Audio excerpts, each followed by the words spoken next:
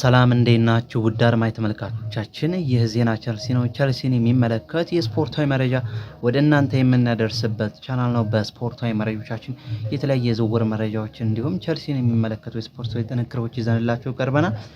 በስፖርታዊ መረጃዎቻችን ስንጀምር የዝውውር መረጃን እናነሳለን። ኢንዞ ማሬስካ የቀድሞ የቸልሲ አሰልጣኝ የነበረው በሃፍ ሲዝን ላይ ከክለቡ መልቀቁ ይታወቃልና አሁን የማንቸስተር ሲቲ አሰልጣኝ ሆኖ ተሾሟል። ኢንዞ ማሬስካና ማንቸስተር ሲቲ ማርክ ኩኩሬላን እንደሚፈልጉ ማቴዎ ሞርቶ እውቁ የማርካ ጋዜጠኛ እያስነበበ ይገኛል። ይህንን አስገራሚ ፉልባክ ተጫዋች ማንቸስተር ሲቲ እና ኢንዞ ማሬስካ እንደሚፈልጉት ይፋ ተደርጓልና ቸልሲዎች ደግሞ ይህንን ተጫዋች የማይነካ ተጫዋች አድርገው እንደሚመለከቱትና እንደማይሸጡትም እየተገለጸ ይገኛል። ሌላው ብሬኪንግ ነው በሚባል ደረጃ ክለባችን ቸልሲን ጨምሮ ሪያል ማድሪድ፣ ባየር ሙኒክ ፈረንሳይን የመሃል ተከላካይ ኢብራሂም ኮናቴን የማስፈረም ፍላጎት እንዳላቸው ሌኬፕ መረጃውን እያጋራ ይገኛል። በተከላካይ ቦታ ችግር ያለበት ቸልሲ በክረምት የዝውውር መስኮት ይህን ችግር ይቀርፋል ተብሎ ይታመናልና ከሊቨርፑል ጋር የተለያየውን ኢብራሂም ኮናቴን ምናልባት ወደ ቸልሲ የሚመጣበት እድል እንዳለ ሌኬፕ መረጃውን እያጋራ ይገኛል። ቸልሲዎችም የተከላካይ ክፍላቸውን ለማጠናከር አዲስ ተከላካይ ወደ ክለባቸው እንደሚያመጡ ይጠበቃል። ሌላው በዘንድሮ የክረምት የዝውውር መስኮት ከቸልሲ ይለቃሉ ተብሎ የሚጠበቁ ተጫዋቾች መካከል አንዱ ኢንዞ ፈርናንዴዝ ነው። ኢንዞ ፈርናንዴዝ በአውሮፓ ቻምፒዮንስ ሊግ መሳተፍ ይፈልጋልና ቸልሲ ደግሞ የአውሮፓ መድረክ ዘንድሮ መሳተፍ አይችልም 10ኛ ደረጃ ላይ ስላጠናቀቀ የሪያል ማድሪዱ ፕሬዚዳንት ፍሎሬንቲኖ ፔሬዝ የኢንዞ ፈርናንዴዝ ትልቅ አድናቂ ነው የሚል መረጃ አሌክስ ክሮክ እያጋራ ይገኛል። ክሮክ ቤን ጃኮብስ ትልልቅ ሚዲያዎች እንደሚዘግቡት ከሆነ ኢንዞ ፈርናንዴዝ ቸልሲ ለአውሮፓ መድረክ ውድድሮች ብቁ መሆን ባለመቻሉ በዚህ ክረምት ቸልሲ መልቀቅ ይፈልጋል ተብሏልና ቸልሲ ኢንዞ ፈርናንዴዝን ማቆየት ይፈልጋል። ነገር ግን አሪፍ የዝውውር ጥያቄ ከቀረበለት ተጫዋቹን ለመሸጥ ፈቃደኛ ነው ተብሏል።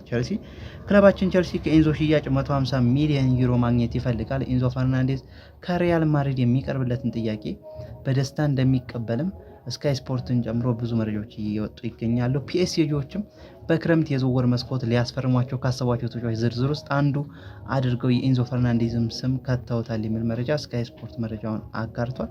ማንቸስተር ሲቲም የተጫዋቹ ፈላጊ ሆኖ ብቅ ብሏል። ማንቸስተር ሲቲ ምንጮች እንደሚሉት ከሆነ ኢንዞ ፈርናንዴዝ ከኢንዞ ማሬስካ ጋር የጠበቀ ግንኙነት ቢኖረውም ማንቸስተር ሲቲ ተጫዋቹን ለማስፈረም ፍላጎት ከድሮም እንዳለው ዴይሊ ሜልን ጨምሮ የተለያየ ሚዲያዎች እያስነበቡ ይገኛሉ። በክረምት የዝውውር መስኮት አሪፍ ገንዘብ ከቀረበለት ኢንዞ ፈርናንዴዝን እንደሚለቀው ቸልሲዎችም አስታውቋል። እስከ ከ120 ሚሊዮን በላይ ገንዘብ ከቀረበለት ማለት ነው።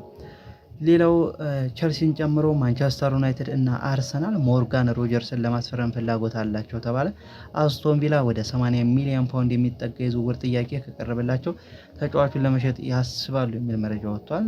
ቸልሲዎችም የፊት መስመራቸውን ለማጠናከር ከሚፈልጓቸው ተጫዋቾች መካከል የእንግሊዙ የፊት መስመር ተጫዋች ሞርጋን ሮጀርስ እንደሆነ መረጃዎቹ ወጥቷል። ሌላው ጆዋ ፔድሮ በዘንድሮ የውድድር ዓመት ጥሩ የውድድር ዓመትን በቸልሲ ያሳልፋል። ቸልሲ እንደ ክለብም ጥሩ የውድድር ዓመት ባያሳልፍም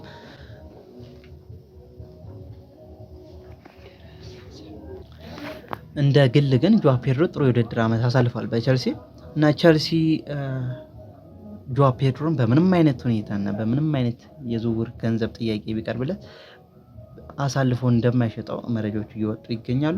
ባርሴሎናም ጆዋ ፔድሮን ወደ ክለባቸው ለማዘዋወር ጥያቄ አቅርበው ነበረ። ነገር ግን ቸልሲዎች ግልጽ አቋማቸውን አሳውቃል። የማይነካ ተጫዋች አድርገው እንደሚመለከቱትና እንደማይሸጡትም ፋብሪዚዮ ሮማኖ መረጃውን አጋርቷል። በዘንድሮ የክረምት የዝውውር መስኮት ከቸልሲ መጀመሪያ ቡድን ሊሰናበቱ የሚችሉ ተጫዋቾች ይፋ ተደርጓል። ሮሚዮ ላቪያ፣ ዌስሊ ፎፋና እና ፔድሮ ኔቶ ማሎ ጉስቶ በክረምት የተጫዋች ዝውውር መስኮት ከቸልሲ ሊለቁ የሚችሉ ተጫዋቾች እንደሆኑ ዝውውር መስኮቱ ልክ እንደተከፈተ ቸልሲዎች አንድ ተጫዋች ማስፈረማቸው ይታወቃልና ቫለንቲኮ ባርኮ በአርጀንቲና ልምምድ ማድረግ መጀመሩ እየተገለጸ ይገኛል። የአርጀንቲናዊ ተጫዋች በዘንድሮ የክረምት የዝውውር መስኮት ቸልሲ የመጀመሪያ ፈራሚ አድርጎ ይፋ ማድረጉ ይታወቃልና በአሁኑ ሰዓት በአርጀንቲና ብሔራዊ ቡድን ውስጥ ልምምድ ማዕከል ውስጥ ልምምድ እያደረገ እንደሚገኝ ይፋ ተደርጓል። ለዛሬ ይዘንላችሁ የመጣነው ቸልሲን የሚመለከት የስፖርታዊ መረጃዎቻችን ይህንን ይመስሉ ነበር። በሌላ አዲስ ቸልሲን በሚመለከት የስፖርት መረጃ እስከምንመለስ ድረስ በያላችሁበት ሰላም ሁኑ።